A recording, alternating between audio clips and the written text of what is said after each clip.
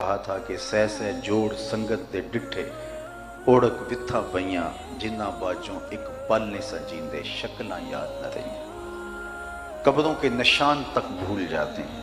मुश्ताक यूसुफी ने क्या खूब कहा था, मिट गया मुश्ताक दिल से रंगे यादे रफ्तगां, फूल महंगे हो गए कब्रें पुरानी हो गई। कौन किसी को याद रखता है और किसके पास वक्त है कि किसी को याद रखे। लेकिन जिन्होंने अपनी ज़िंदगियां अल्लाह और उसके रसूल के नाम लगा दी होती हैं, ना उनकी कब्रें पुरानी होती हैं और ना अकीदतों के फूल महंगे होते हैं। मोहब्बतों के सिलसिले उनके साथ कायम होते हैं और उनका सदका जारिया उनकी कब्र की रोशनी का सामा बनता है और उनके नेक और साले आमाल लोगों के दिलों के अंदर ताजगी पैदा करते हैं और उनकी मोहब्बत को कभी भी ख़त्म नहीं होने देते। तो कहा, जिसने भी नेक अमल किया, चाहे वो मर्द है चाहे वो औरत है, शर्त है कि वो मोमिन है, फलनुह्यियन्नहु हयातन तय्यबा, हम उसे सुथरी और पाकीज़ा ज़िंदगी अता कर देते हैं। इमाम कुर्तबी अलैहि रहमा लिखते हैं कि पाकीज़ा ज़िंदगी का तसव्वुर दुनिया के ऊपर उसको ये नसीब होता है कि वो एक मुतमईन ज़िंदगी बसर करता है। जब खूबसूरत आमाल के ज़ख़ीरे से अपने नामाए आमाल को पुरनूर करता है एक बंदा मोमिन, तो फिर उसकी मुतमईन ज़िंदगी होती है। वरना दौलतों की कसरत के बावजूद बेचैनियाँ जान नहीं छोड़ती, ज़िंदगी के इस्तराब ख़त्म नहीं होते।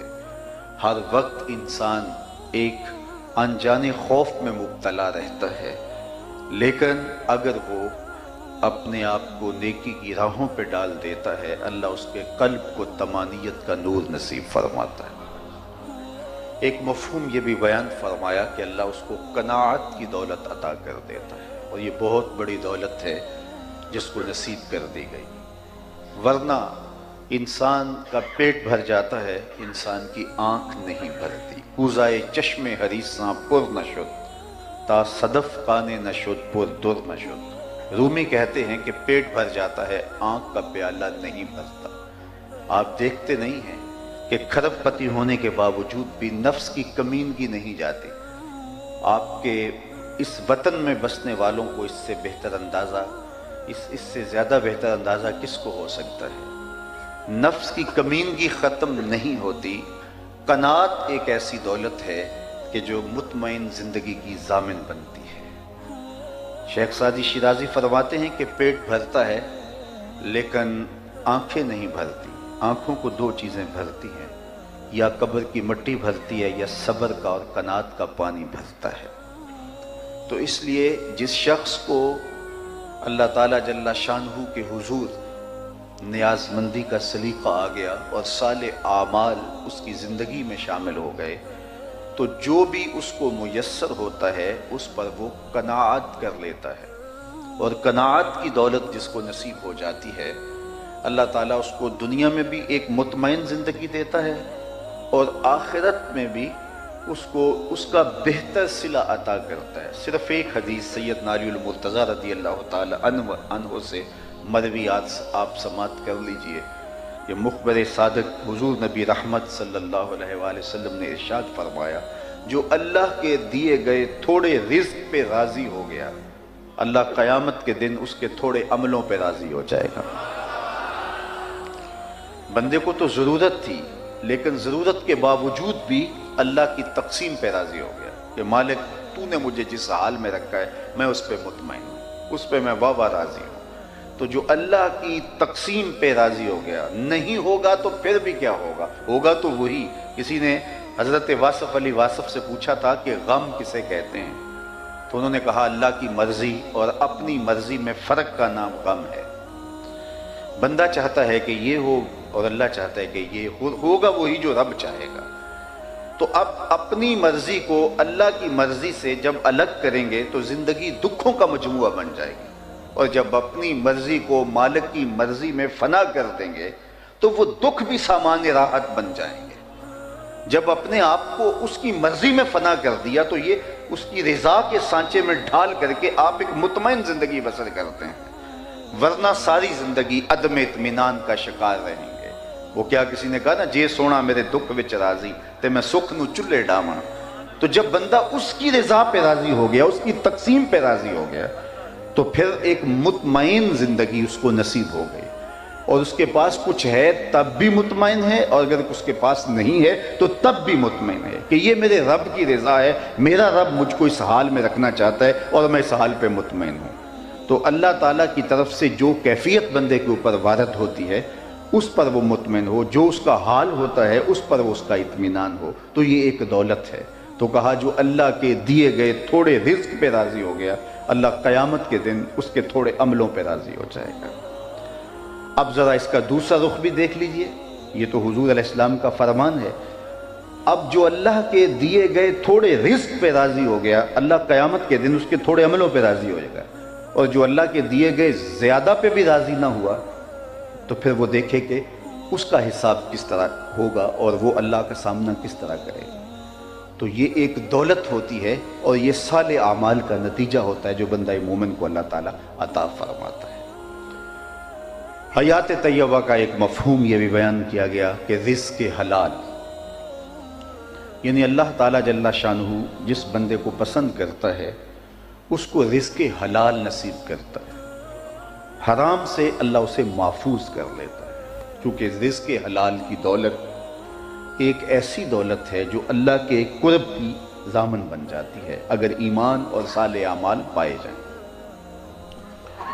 اور اگر رزق حلال میسر نہیں ہیں تو آپ کے سجدے، آپ کی نمازیں اور آپ کے دیگر اعمال اللہ کی قربت کا ذریعہ نہیں بنتے۔ حضور نبی رحمت صلی اللہ علیہ وآلہ وسلم نے اس شخص کا ذکر کیا کہ جو ایک طویل سفر کاٹ کے سین حرم میں جا پہنچتا ہے، اور اس کے بال اٹے ہوئے ہیں غبار سے، لباس پھٹا ہوا ہے، سفر کی تھکان چہرے سے حویدہ ہے، یمد یدیہ، اور لمبے لمبے ہاتھ کر کے دعائیں مانگتا ہے، لیکن حال کیا ہے؟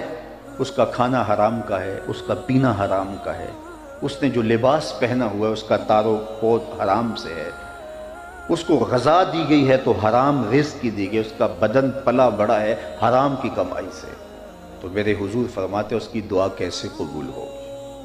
نہ صرف کہ اس کی اپنی دعا رد کر دی جاتی ہے بلکہ نیک لوگوں کی دعاؤں سے اس کا حصہ نکال دیا جاتا ہے۔ نیک لوگ دعائیں مانگتے ہیں اور پوری امت کے لیے دعائیں مانگتے ہیں، اپنوں بیگانوں کے لیے دعائیں مانگتے ہیں، لیکن جو شخص رزق حرام کا عادی ہوتا ہے تو ان پاک لوگوں کی دعاؤں میں جس کا حصہ میںہ کی طرح برستا ہے، کہاں کہاں اللہ کی مخلوق موجود ہوتی ہے جو قبروں میں بھی جا چکے ہیں، ان تک بھی اس دعا کا حصہ پہنچتا ہے۔ جب صالحین اپنی تنہائیوں میں دعا مانگتے ہیں، اپنے حجروں میں بیٹھ کر کے پوری امت کے لیے ہاتھ اٹھاتے ہیں، اور ان کو اٹھے ہوئے ہاتھوں کی اللہ لاج رکھتا ہے اور ان کی دعا کے ایک ایک حرف کو قبول کرتا ہے، لیکن اگر رزق پاک نہیں ہے تو ان لوگوں کی دعاؤں سے حصہ نکال دیا جاتا ہے۔ اب بتائیے وہ کتنا بڑا محروم ہے، اور اس کے پلے کیا باقی بچا اگر اس کا رزق ہی پاک نہیں ہے۔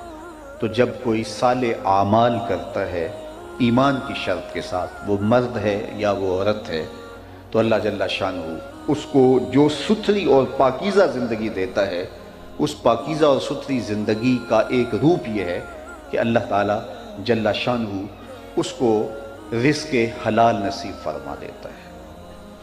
اللہ تعالیٰ جل شانہ پر رضا کا نصیب ہو جانا، امام قرطبی نے ایک معنی یہ بھی بیان فرمایا ہے کہ اللہ کی تقسیم پہ راضی ہو جانے کا مزاج پیدا ہو جائے۔ تو یہ وہ دولت جس کا اجمالی تذکرہ ابھی میں نے کیا، یہ اس شخص کا مقسوم ہے اور اس شخص کا مقدور ہے جو صالح اعمال ایمان کی شرط کے ساتھ کرتا ہے۔ یہ تو ہے اس کا دنیا کے اندر صلہ، لیکن اس کی آخرت بھی خوبصورت ہوتی ہے۔ اللہ اسے مغفرت کے نور سے مالا مال کرتا ہے، اس کو غفران و رحمت کے پردوں میں ڈھانپ لیتا ہے، اس کی زندگی کی کوتاہیوں سے اللہ درگزر فرماتا ہے، اللہ اکبر، اور اس کا حساب آسان بھی فرماتا ہے، اور اس کا نامہ اعمال دائیں ہاتھ میں قیامت کے روز دیا جائے۔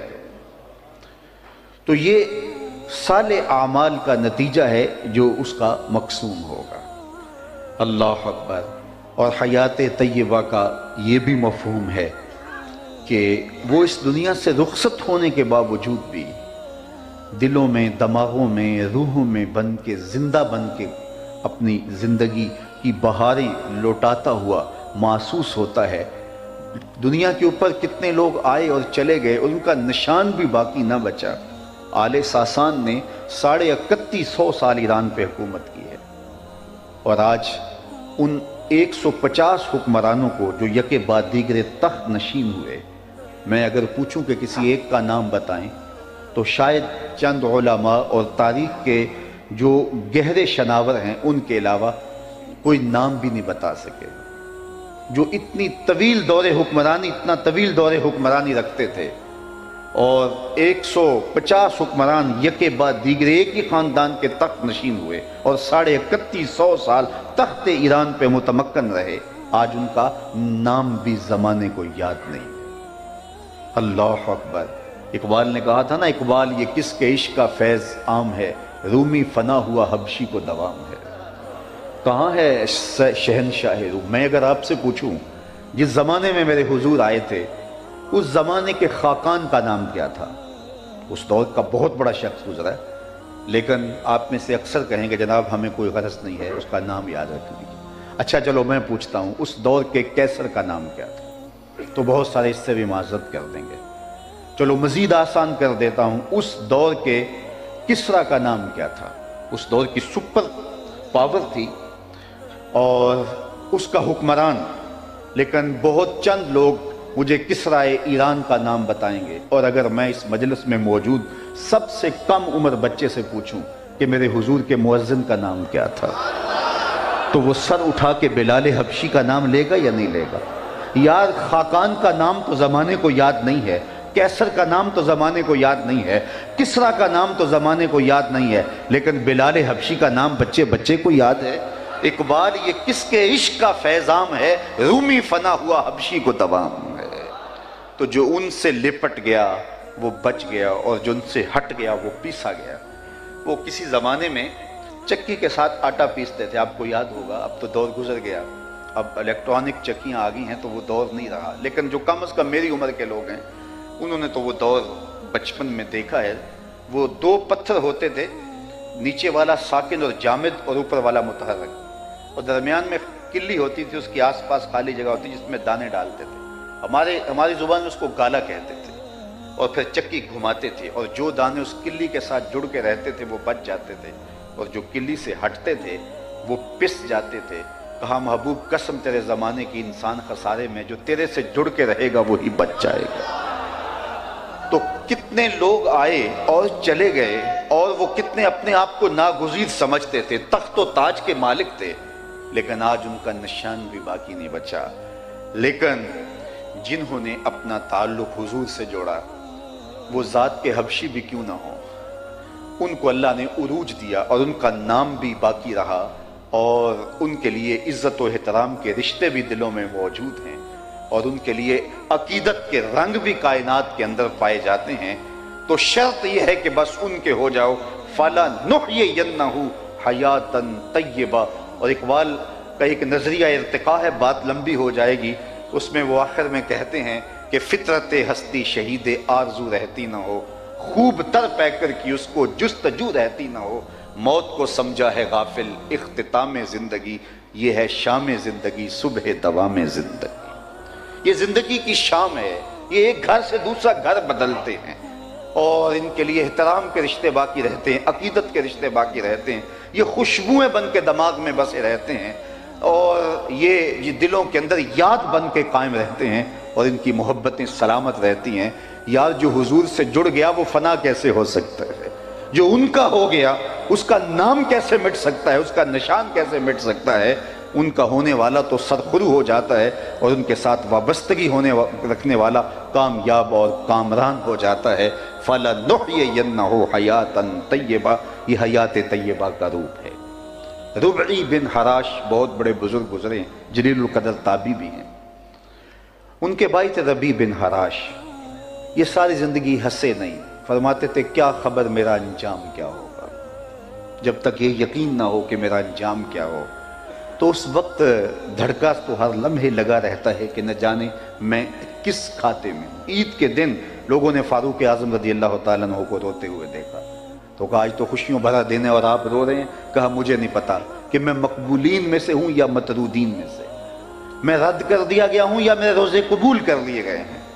تو جب تک یہ یقین نہ ہو، حضرت ابی ملیکہ فرماتے ہیں میں 30 اصحاب رسول سے ملا ہوں، بخاری کتاب الایمان اٹھائیے، 30 اصحاب رسول سے میری ملاقات ہوئی ہے، اور کہتے ہیں میں نے ہر ایک کو اپنی آخرت کے بارے میں، اپنے خاتمے کے بارے میں ڈاڈا فکر مند پایا ہے۔ ہم تو 2 نمازیں پڑھ لیں تو دوسروں کو حقیر سمجھنے لگ جاتے ہیں۔ یہ وہ لوگ تھے جن کی آنکھوں نے جمال محمد عربی دیکھا ہے، لیکن فکر مند تھے کہ ہمارا خاتمہ بخیر ہو جائے۔ ہم دیکھتے نہیں ہیں بلعم بن باورا، یہ بنی اسرائیل کا مستجاب الدعوات ولی ہے، جب ہاتھ اٹھا کے دعا مانگتا ہے تو منہ پہ بعد میں پھیرتا ہے، قبولیت پہلے ہوتی ہے۔ لیکن پھر اسی کے بارے میں قرآن نے کہا نا مَثَلُهُ كَمَثَلِ الْكَلْبِ، اس کی مثال کتے کی مثال ہے، زبان لٹک گئی، زمین چاٹتا تھا مستجاب الدعوات ولی، لڑک کے کہاں گیا۔ اسی لیے میاں صاحب بولے پڑھنے اتے مان کرینا تے نہ آکھی میں پڑھیا، پڑھنے اتے مان کرینا نہ آکھی میں پڑھیا، او جبار کہار صداوے متا روڑ دے وے دودھ کڑیا۔ جب تک خاتمہ ایمان نہ ہو، خاتمہ ایمان پہ نہ ہوتی دیر تک دھڑکا لگا رہے، رنگا رنگ سہیلیاں پرن کڑے پر پریا استا جانیے جس دا توڑ چڑھے۔ کسی نے حضرت بایزید بستامی سے پوچھا، ایک بوڑھی خاتون نے، حضرت ایک مسئلہ پوچھنے آئی، کہا پوچھئے، کہا آپ کی داڑھی اچھی ہے یا میرے گدے کی دم اچھی ہے؟ یہ کوئی مسئلہ مجھے پوچھے پھر جانے کہاں پائے۔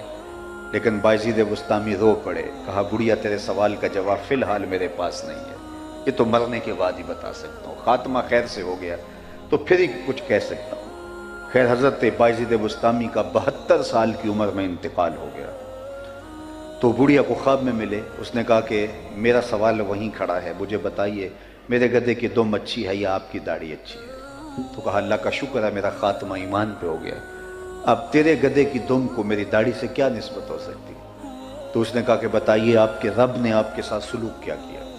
تو حضرت بایزید بستامی کہتے ہیں کہ جب میں مالک کے روبرو حاضر ہوا تو میرے مالک نے مجھے پوچھا، اے بوڑھے بتا میرے پاس کیا لے کر آئے ہو؟ 72 سال کی عمر میں انتقال ہوا تھا، اے بوڑھے بتا میرے پاس کیا لے کر آئے ہو؟ تو میں نے جواباً عرض کی مالک بادشاہوں کی چوکھٹ پہ فقیر آئیں تو شہنشاہ فقیروں کو یہ تو نہیں پوچھتے کیا لے کر آئے ہو، فقیروں کو تو بادشاہ یہی پوچھتے ہیں کیا لینے آئے ہو، میں لے کر کچھ نہیں آیا، تیری رحمت کا سوالی بن کے آیا ہوں۔ اللہ نے بغیر حساب کے میری مغفرت فرما دی۔ تو کہا میں مغفرت و غفران کے پردوں میں ڈھانپ لیا گیا ہوں، اب تیرے گدے کی دم کو میری داڑھی سے کیا نسبت ہو سکتی؟ تو جب تک یہ یقین نہ ہو کہ میرا انجام کیا ہے، دھڑکا لگا رہے، ڈر لگا رہے۔ مومن کی یہ زندگی ہے۔ سعدی شیرازی کتنی خوبصورت بات کر گئے۔ ہمارے درس نظامی میں بچوں کو آغاز یہاں سے کروایا جاتا ہے، کتنے حکیمانہ انداز سے وہ باطن کی تربیت کرتے ہیں، روحوں کے زنگ اتارتے ہیں۔ فرماتے ہیں اس دنیا پہ تو آیا تھا تو تو روتا تھا، یہ ہنستے تھے۔ جب بچہ پیدا ہوتا ہے تو اس کا پیدا ہونے کے بعد والدین کو یقین نہیں ہوتا یہ زندہ پیدا ہوا ہے یا مردہ پیدا ہوا ہے۔ جب تک وہ روتا نہیں ہے اتنی دیر تک جو ہے وہ اس کے بارے میں کوئی حکم نہیں لگتا۔ اس کو استحلال کہتے ہیں ہماری اصطلاح کے اندر۔ جب علماء سے پوچھا جاتا ہے کہ بچہ پیدا ہوا ہے اور اس کے بعد فوت ہوا ہے تو جنازہ پڑھا جائے کہ نہیں پڑھا جائے، تو وہ کہتے ہیں اس نے استحلال کیا ہے کہ نہیں، چیخا ہے کہ نہیں۔ استحلال کہتے ہیں چیخنے کو۔ یہ پہلی رات کے چاند کو جو ہلال کہتے ہیں تو وہ بھی اس لیے ہلال کہتے ہیں کہ اس کو دیکھ کے بھی بچے شور مچاتے ہیں کہ چاند طلوع ہو گیا۔ وما اہل بہ لغیر اللہ، یہ بھی یہاں سے نکلا ہے۔ لوگوں نے اس کو غلط مفہوم دے دیا۔ جب اند الذبح وہ جو پکار اٹھتی ہے وہ اللہ کے نام کے علاوہ کسی اور کی پکار نہیں ہونی چاہیے۔ اگر کس نے جانور ذبح کرتے ہوئے کہا بسم الشیخ عبد القادر جیلانی تو حرام ہو جائے گا، بسم محمد بھی کہا تو حرام ہو جائے گا۔ اس لیے وہ اللہ کے نام کے علاوہ کسی اور کی پکار نہیں ہونا چاہیے۔ تو باقی وہ 11ویں کا ہو، وہ 12ویں کا ہو، وہ عقیقے کا ہو، ولیمے کا ہو، لیکن جب ذبح کیا جا رہا ہے تو وہ آواز اللہ کے نام کی ہونی چاہیے۔ تو بچے کا چیخنا اس کی زندگی کی دلیل ہے۔ بلکہ امام طبرانی نے اپنی معجم میں اس کی وجہ بھی لکھی۔ حضور سے پوچھا گیا کہ حضور جب بچہ پیدا ہوتا ہے تو وہ چیختا کیوں ہے، وہ روتا کیوں ہے؟ تو فرمایا اس کے ساتھ ایک ہمزاد جنم لیتا ہے جو اس کی پسلیوں کو چھیڑتا ہے اور جس سے وہ روتا ہے، چیختا ہے۔ تو انہوں نے دست بستہ عرض کی حضور جب آپ آئے تھے تو آپ کے ساتھ بھی ہمزاد آیا تھا؟ فرمایا ہاں میرے ساتھ بھی آیا تھا۔ تو کہا پھر اس نے کوئی ایسی حرکت تو نہیں کی؟ فرمایا اس نے حرکت کیا کرنی تھی؟ فلما رآنی اسلم، جب اس کی نظر میرے چہرے پہ پڑی لبوں پہ کلمہ جاری ہو گیا۔ دیکھنے والے کہا کرتے ہیں اللہ اللہ، یاد آتا ہے خدا دیکھ کے صورت تیری۔ اللہ نے محبوب کا چہرہ ہی ایسا بنایا ہے جو دیکھتا ہے پھر دیکھتا ہی رہ جاتا ہے۔ تو جب اس نے فلما رآنی، جب اس نے مجھے دیکھا اسلما، تو اس نے چھیڑنا کیا تھا؟ اس کے لبوں پہ کلمہ جاری ہو گیا۔ امام نبہانی نے باقاعدہ اس پہ باب باندھا ہے کہ حضور کا ہمزاد مسلمان ہو گیا اور اس پر دلائل بیان فرمائے اور ذکر کیا۔ اللہ اکبر۔ تو بات کر رہا تھا کہ جب تک یہ یقین نہ ہو کہ میرا انجام کیا ہے اتنی دیر تک دھڑکا لگا رہے۔ چند نمازیں پڑھ لو تو پھول نہ جایا کرو، کوئی عمل خیر ہو جائے تو شکریہ ادا کیا کرو کہ مالک تو نے توفیق دی، میری توفیق بھی تیرے کرم کا صدقہ، یہ قدم اٹھتے نہیں اٹھائے جاتے ہیں۔ کوئی خیر کی توفیق مل جائے تو جھک جاؤ، شکریہ ادا کرو، نہ کہ لوگوں کو حقیر جاننے لگ جاؤ اور سمجھو کہ ہم کوئی مقبول بارگاہ ہیں اس لیے ہم یہ نیک کام کر رہے ہیں۔ علامہ رومی فرماتے ہیں کہ کچھ لوگ چند نمازوں کے بعد آسمان کی طرف دیکھ رہے ہیں کہ کوئی فرشتہ تو نہیں آ رہا میرے پاس، اور یہی وجہ ہوتا ہے یہ ملنگ شلنگ، یہ آج کل پیر شیر جو ہیں وہ تھوڑی سی بات ہوتی ہے تو اچل جاتے ہیں، ہوتا ہی کچھ نہیں ہے تو وہ اتنے دعوے کر بیٹھتے ہیں کہ الیاذ باللہ۔ میاں شراب عشق پی کر جو نہ بہکے ظرف اس کا ہے، شراب عشق پی کر جو نہ بہکے ظرف اس کا ہے، کہ ایک ایک بوند اس کی رکھتی ہے تاثیر مے خانہ، کہ ایک ایک بوند اس کی رکھتی ہے تاثیر مے خانہ۔ مولا علی قاری نے لکھا ہے جب حضور علیہ السلام جبل احد پہ گئے اور وہ حضور کے تشریف لے جانے پر جھوم اٹھا تو حضور نے اس پر ایڑی لگائی اور کہا احد ٹھہر جا، تو جانتا نہیں تیرے اوپر اللہ کا نبی ہے، صدیق اور 2 شہید ہیں۔ تو اس پر آپ نے بحث فرمائی ہے مرقات میں، آپ فرماتے کہ وہ وجد میں آ گیا تو حضور نے ایڑی لگا کہ اس کو وجد سے ضبط کی طرف منتقل کیا، تو کہا ثابت ہوا اہل وجد سے اہل ضبط افضل ہیں۔ اگر کوئی کیفیت طاری بھی ہو جائے تو اس کو ضبط کیا جائے، اور ہمارے اوپر تو طاری بھی نہیں ہوتی، 4 نمازیں پڑھنے کے بعد دوسروں کو حقیر جاننے لگتے ہیں۔ یہ وہ لوگ ہیں جن کی زندگیاں اللہ کے ذکر میں گزرتی ہیں لیکن پھر بھی ڈرتے ہیں ہمارا خاتمہ ٹھیک ہو۔ حضرت جنید بغدادی کہتے ہیں رضی اللہ تعالیٰ عنہ کہ میں ایک دن اپنے شیخ حضرت سری سکتی رضی اللہ تعالیٰ عنہ کی قربت میں بیٹھا ہوا تھا، رشتے میں ماموں بھی لگتے ہیں، تو انہوں نے مجھے وصیتیں کی۔ ایک وصیت کی تو میرے پاؤں تلے سے زمین سے رکھنے لگے، فرمانے لگے بیٹا جب میں فوت ہو جاؤں تو میری قبر بغداد سے باہر بنانا۔ تو میں نے کہا حضرت لوگ تو بغداد کی مٹی میں دفن ہونے کے لیے ترستے ہیں اور آپ یہ کہہ رہے ہیں کہ بغداد سے باہر قبر بنانا؟ تو کہا کہ ڈرتا ہوں میری بدعمالیوں کی وجہ سے کہیں بغداد کی مٹی مجھے قبول کرنے سے انکار نہ کرتا۔ یہ کون شخص ہے تتجافی جنوبہم عن المضاجع، جن کی کروٹیں خوف خدا کی وجہ سے بستروں سے الگ رہتی ہیں، اور اللہ کو خوف میں خشیت الہیہ میں جو ہے وہ ان کا یہ عالم ہے، خوف میں پکارتے ہیں، خشیت الہی کی کیفیات ہر وقت ان کے اوپر طاری رہتی ہیں۔ تو حضرت روبی کہنے لگے ساری زندگی نہیں ہنسے، فرماتے تھے کیا خبر میرا انجام کیا ہوگا؟ تو سعدی کہتے ہیں جب تو آیا تھا تو ہنستا تھا اور لوگ روتے تھے، ایسے زندگی گزارنی ہے جب دنیا سے جائے تو روتا تھا لوگ ہنستے تھے، ان سے بدلہ لینا ہے جب اس دنیا سے جائے تو ہنستا ہوا جائے اور یہ روتے رہ جائے۔ اب روبی ساری زندگی نہیں ہنسے، خیر وقت آ کر آ گیا، انتقال کر گئے، ساری زندگی جو ہے وہ ہنسے نہیں۔ غسال کو بلا لے ان کے بھائی اور کہا میرا بھائی فوت ہو گیا ہے، اسے غسل دے دو۔ وہ غسل خانے میں داخل ہوا، غسال تو فوراً باہر آ گیا۔ کہا اتنی جلدی؟ کہا یار تیرا بھائی بڑا عجیب ہوا۔ کہا کیا ہوا؟ کہا نحن نغتسلہ وہو یتبسم، ہم اسے غسل دیتے ہیں یہ آگے سے مسکراتا ہے۔ کہا میرے بھائی نے قسم کھائی تھی جب تک اچھا انجام نہیں دیکھوں گا نہیں مسکراؤں گا، آج مرنے کے بعد جو مسکرا رہا ہے تو اس کا مطلب یہ ہوا کہ اس نے اپنا انجام بخیر دیکھ لیا ہے۔ اللہ اکبر۔ خیر غسل دیا، چارپائی پر ڈال دیا، ادھر شہر میں خبر مشہور ہو گئی ایک بندہ مرنے کے بعد مسکرایا ہے۔ بعض لوگوں نے کہا وہ گھڑی ہوئی کہانیاں ہیں، بندہ مرنے کے بعد بھی مسکرا سکتا ہے۔ بعض نے کہا یار بندہ تو بڑا اچھا تھا، ہو سکتا ہے مسکرایا ہو۔ اقبال نے بھی کہا تھا نا نشان مرد مومن باتو گوئم چو مرگ آئے تبسم بر لب اوست، آ تجھے اللہ کے بندے کی نشانی بتاؤں، جب موت آتی ہے تو پھر اسے ندامت نہیں ہوتی اس کے ماتھے پہ، بلکہ اس کے لبوں پہ کامیابی کی مسکراہٹ ہوا کرتی ہے۔ تو کہا ہو سکتا ہے کہ یار مسکرایا ہو، چلو دیکھتے ہیں۔ ایک ہجوم بن گیا، کوئی محض تماشائی، کوئی شوق جستجو میں آگے بڑھے، کوئی تحقیق کرنا چاہ رہے ہیں، کوئی تیکھے سوال لیے جا کے پوچھتے ہیں کیا ہوا، کیا ماجرا ہوا، معاملے کی ٹو لگاتے ہیں۔ ایک بہت بڑا جلوس بن گیا۔ اتنے میں نے غسل دے کے چارپائی پہ ڈال کے کفن بھی اڑایا جا چکا تھا۔ لوگ داخل ہوئے، قبل اس سے کہ کوئی جا کے سوال کرتا پوچھتا، تو روبی نے آنے والوں کو مخاطب کر کے کفن سے ہاتھ باہر نکال کے کہا السلام علیکم۔ لوگ حیرت میں ڈوب گئے، کہا وعلیکم السلام اتتکلم بعد الموت، عجیب بات ہے کہ تم مرنے کے بعد باتیں کر رہے ہو۔ قال نعم اتکلم بعد الموت، کہا ہاں میں مرنے کے بعد باتیں کر رہا ہوں۔ اللہ اکبر۔ لوگوں نے کہا کہ بتا تیرے رب نے تیرے ساتھ سلوک کیا کیا؟ کہا استقبلنی ربی غیر غضبان واستقبلنی بروح و ریحان، اس کے قدرت والے چہرے پہ کوئی غصہ نہیں تھا، اس نے روح و ریحان کے پھول میرے گلے میں ڈالے ہیں۔ اللہ اکبر۔ عرش فرشتے بانگا ملیاں تے مکے پہ گیا شور، بلے شاہ اسا مرنا نہ ہی تے گور پیا کوئی ہور، فَلَا نُحْيِيَنَّهُ حَيَاتًا طیبہ، کہا جو میرے ہو جائیں میں انہیں حیات طیبہ دے دیتا ہوں، ستھری اور پاکیزہ زندگی دے دیتا ہوں۔